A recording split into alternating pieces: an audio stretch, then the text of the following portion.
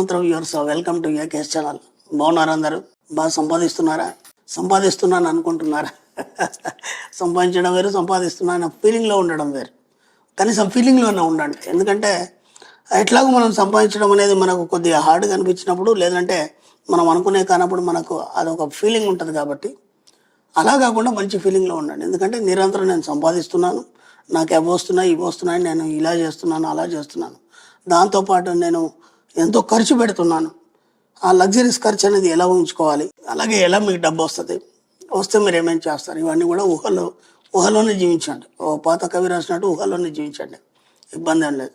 ఎంత ఊహలో జీవిస్తున్నా సరే మనకు కొన్ని వ్యతిరేకతలు ఉన్నాయి. ఎందుకంటే మన చుట్టుపక్కల వాళ్ళే మనల్ని వ్యతిరేకించినప్పుడు కానీ, లేదంటే మన మైండ్కి వాళ్ళ మైండ్కి ఎన్నో భిన్న మనస్తత్వాల్లో మనం నడుస్తున్నాం కాబట్టి, లేదా జీవిస్తున్నాం కాబట్టి దీన్ని ఎలా ఎదుర్కోవాలి? ఈ క్వశ్చన్ చాలామంది నాకు వేశారు. ఆ గురుగారు నేను బాగానే ఉన్నాను, మా ఇంట్లో మావారు నాకు కంప్లీట్ ఆపోజిట్గా ఉన్నారు అంటే అన్ని నెగిటివ్ మాట్లాడతారు. ఓకేనా? అలాగే ఆయన బాగున్నాడు, ఆమె ఎప్పుడు కూడా నెగిటివ్ మాట్లాడుతుంది. ఓకే. అలాగే పూజలు పునస్కారాలు నేను వద్దంటాను, ఆమె ఎక్కువ చేస్తుంది. ఓకే. ఇట్లాంటి కాంప్లైంట్స్ చాలా ఉంటాయి. ఎందుకంటే మనం ఎప్పటి నుంచో మన సనాతన ధర్మం ఉంది, అలాగే మన పూర్వీకులు ఉన్నారు, అలాగే సమాజం ఉంది, అలాగే మన పెద్దవాళ్ళు ఉన్నారు ఇంట్లో. వీళ్ళందరినీ మనం ఏం చేయాలంటే మెయింటైన్ చేస్తూ రావాలి. ఓకేనా? మెయింటైన్ చేస్తూ వచ్చినప్పుడు ఏమవుద్దంటే మనకి ఈ సబ్జెక్ట్లోకి వచ్చిన తర్వాత దాన్ని మేనేజ్ చేయడం అనేది చాలా కష్టం అవుతుంది. నేను ఇంతకుముందు కూడా చెప్పాను, ఈ సబ్జెక్ట్లోకి వచ్చిన తర్వాత మనకి ఏం ఫీలింగ్ ఉంటుందంటే ఎటో ఇంతకుముందు ఉన్న లైఫ్ని లీడ్ చేయలేము, అలాగని ఈ కొత్త లైఫ్ని మనం పునిగిపుచ్చుకోలేము. ఈ మధ్య కన్ఫ్యూజన్లో మీరు చాలా నలిగిపోవడం జరుగుతుంది. దీన్ని మనం ఎలా అధిగమించాలి, మనం దీని వైపు ఎలా మనం సాగాలి?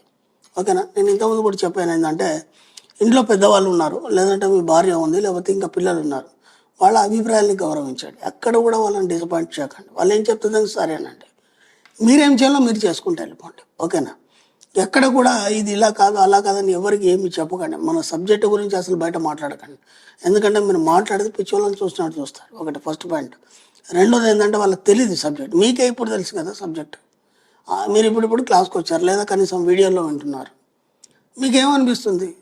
మీకు కొన్ని చిన్న చిన్న పనులు అయిపోయినాయి, మీరు చేసుకున్న అఫర్మేషన్స్ కానీ, లేదంటే మీరు చేసే పనులకు కానీ కొన్ని చిన్న అఫర్మేషన్స్ చేయడం వల్ల మీకు కొన్ని పనులు అయిపోయినాయి. ఇప్పుడు ఇదేదో బాగుంది కదా అని చెప్పేసి ఇటువైపు వచ్చారు, ఒకసారి క్లాస్కి వచ్చారు. క్లాస్లో ఎన్నో చెప్పున్నాం, అవి మీకోసం మాత్రమే, మళ్ళీ అవన్నీ మీ ఇంట్లో వాళ్ళకి రుద్దకండి. ఇప్పుడు ఒక చిన్న పని చెప్తాను, దీన్ని ప్రాక్టీస్ చేయండి. వ్యతిరేకత అనేది మీ నుంచి వెళ్ళిపోతుంది. ఓకే. అది ఎలా అంటే, ఇప్పుడు మీ ఇంట్లో వాళ్ళందరూ మీకు అన్ని నెగిటివ్స్ చెప్తున్నారు. ఓకే. మళ్ళీ ఇంకో కంప్లైంట్ ఏంటంటే, ఆ గురుగారిని నేను మెడిటేషన్ చేసుకుందాం అనుకుంటున్నా, ఆ టైంలోనే వాళ్ళు ఇంకా పడుకోవట్లేదు, నాకు ఏదో డిస్టర్బెన్స్ అవుతుంది. ఇప్పుడు హాయిగా మీ ఊరి దగ్గర ఉన్నటువంటి ఒక అడవి ప్రదేశంలోకి వెళ్ళినప్పుడు అక్కడ హాయిగా ప్రశాంతంగా మెడిటేషన్ చేసుకుందాం అని కూర్చున్నారు. మీరు కూర్చోగానే ఏమైందంటే ఒక పక్షుల గుంపు వచ్చింది. ఒక కిలకిలా రావాలి. ఇప్పుడు దాన్ని మీరు ఆస్వాదిస్తారా, ఆశ్రయించుకుంటారా? అర్థం చేసుకోండి ఒక్కసారి. దాన్ని ఆస్వాదిస్తారా, మీరు ఆశ్రయించుకుంటారా? ఏం చేస్తారు? దాన్ని ఆస్వాదిస్తారు. ఓకే. కళ్ళు మూసుకొని కూడా ఆ శబ్దం వింటుంటే మీకు హాయిగా బ్రహ్మాండంగా అనిపిస్తుంది. యాక్చువల్గా కాకి అరుపు మనకి వినసొంపుగా ఉండదు, అవునా కాదా?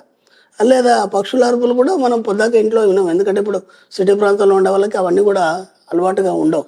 కాబట్టి కొత్తగా ఎప్పుడో ఒకసారి వినేసరి కూడా మనకి ఏమనిపిస్తుంది అంటే ఇదేదో బాగుంది కదా అనిపిస్తుంది. ఇప్పుడు ఏం చేస్తారంటే, ఏదైతే మీకు వినిపిస్తుందో దాన్నే ఒక శ్రావ్యమైన సంగీతంగా భావించండి. ఓకేనా? ఇప్పుడు అడవిలో కూర్చున్నప్పుడు మీరు ఆ పక్షుల అరుపులు అయితే మీరు ఎలాగైతే భావించి మీరు దాన్ని పట్టించుకోకుండా మీరు మెడిటేషన్ ఎలాగైతే చేశారో, అలాగే మీ ఇంట్లో కూడా ఎవరేం మాట్లాడినా, ఏ చప్పుళ్ళు వచ్చినా చేసినా వాటన్నిటిని కలిపి ఒక మ్యూజిక్గా భావించండి. తప్పేం లేదు. ఓకేనా? ఎలా అయితే ఉంది, కాకపోతే దాన్ని ప్రేమించండి.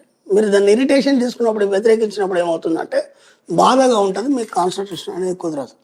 కాబట్టి ఇప్పుడు మీరు ఒక విషయం చెప్పారు, మీ ఆవిడ దాన్ని వ్యతిరేకించింది. మన సబ్జెక్టులో 3 ఉంటాయి.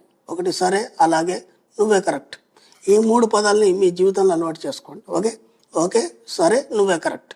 ఈ 3 పదాలను అలవాటు చేసుకుంటే ఏమవుతుందంటే ప్రెషర్ అనేది తగ్గిపోతుంది. దాంతోపాటు ఏమవుతుందంటే ఎయిటి వాళ్ళతోనే మనం ఇంకా డిస్కషన్ చేయడం కానీ, మాటలు కొనసాగించడం కానీ ఇవన్నీ ఏముండవు. మెల్లిమెల్లిగా మీ యొక్క యాటిట్యూడ్ని ఇలా మార్చుకుంటూ మీకంటూ ఏకాంతంగా తయారైపోండి. ఓకేనా? ఇప్పుడు చెప్పండి, మీరు మెడిటేషన్లో కూర్చున్నారు, మీ పాప ఏడ్చింది, దాన్ని ఏం చేస్తారు? అప్పుడు మనకి ఎన్నో సినిమాల్లో కానీ ఏదో పాటల్లో మ్యూజిక్లలో కూడా పాప ఏడుపు అనేది ఉంటుంది. దాన్ని ఒక రిథమ్గా తయారు చేసి మనకు వినిపించడం జరుగుతుంది. ఎంతో మ్యూజిషియన్స్ ఎన్నో ఉన్నాయి అట్లాంటివి. దాన్ని అలాగే అనుకోండి, ఒక రిథమ్గా మార్చుకోండి, ఓకేనా. అలాగే ఇంట్లో ఎవరో మాట్లాడుతున్నారు, లేకపోతే మీ ఇంట్లో వాళ్ళు ఎవరో ఏదో గొడవ పెట్టుకుంటారు, దాన్ని కూడా రిథమ్గానే మార్చుకోండి. ఏదైనా సరే మీకు అనువుగా శ్రావ్యంగా వినడం నేర్చుకున్నంత మట్టికి మీకు ఏది బాధించదు. ఎప్పుడు అర్థమైందా? మెడిటేషన్లో ఇప్పుడు హాయిగా కూర్చోండి, ఏదొచ్చినా సరే దాన్ని మ్యూజిక్గా భావించండి. ఓకే, మీరు మ్యూజిక్ చేస్తుంటే డామ్ అని ఒక డబ్బా పడిపోయింది, ఆ డబ్బా చప్పుడు పెద్దగా వచ్చింది, దాన్ని కూడా మ్యూజిక్గానే భావించు. అర్థమైందా? కాబట్టి ఏదానికి కూడా మీరు వర్రీ కావద్దు, ఏదానికి కూడా మీరు ఆలోచించద్దు, ఏదానికి కూడా దేన్ని కూడా మీకు ఇబ్బంది పెట్టనివ్వకండి. ఏ చిన్న మీకు ఇబ్బంది అయినా సరే మీరు కాన్సన్ట్రేషన్ చేయలేరు. ఇక సబ్జెక్ట్ విషయానికి వస్తే, మీరు డబ్బు సంపాదించడం విషయానికి వచ్చినప్పుడు మీరు మాట్లాడుతున్నప్పుడు ఏమవుతుందంటే, మీరు డబ్బు సంపాదించడం గురించి మీరు ఎప్పుడైతే అఫర్మేషన్స్ చేస్తారో, ఆ అఫర్మేషన్ చేసినప్పుడు దానికి వ్యతిరేకంగా మీ ఇంట్లో వాళ్ళు ఉంటారు, ఓకేనా. దాన్ని కూడా మీరు పట్టించుకోవద్దు. మీరు ఏం చెప్పాలంటే, ఇప్పుడు సపోజ్ ఆమె ఇలా కాదు ఉందనుకోండి, ఎమ్మటే మీ మనసులో దానికి ఆపోజిట్లో చెప్పుకోండి, అది అవుతుంది, ఓకేనా. ఆమెతో బయటికి అనకండి, ఓకేనా. సరే అనండి, చెప్పాను కదా, మీకు 3 మంత్రాలు చెప్పాను కదా, సరే ఓకే అలాగే, లేదా సరే ఓకే మీరే కరెక్ట్, ఓకేనా. ఆ మంత్రాలు చెప్తూ దానికి వ్యతిరేకంగా మీ లోపల అనుకుంటూ పోండి. నీకేం చేత కాదు, నాకు బ్రహ్మాండంగా చేతన అవుతుంది, ఓకేనా. నువ్వేం చేయలేవు, నేను అన్నీ చేయగలను, ఓకేనా. నువ్వెప్పుడు ఖర్చు పెట్టాలి, నేను బ్రహ్మాండంగా ఖర్చు పెడతాను, ఓకేనా. నువ్వెప్పుడు సంపాదించాలి, నీతో నేను చేతన అవుతుంది, నేను బ్రహ్మాండంగా సంపాదిస్తాను. ఇట్లా అన్నిటికీ ఆపోజిట్.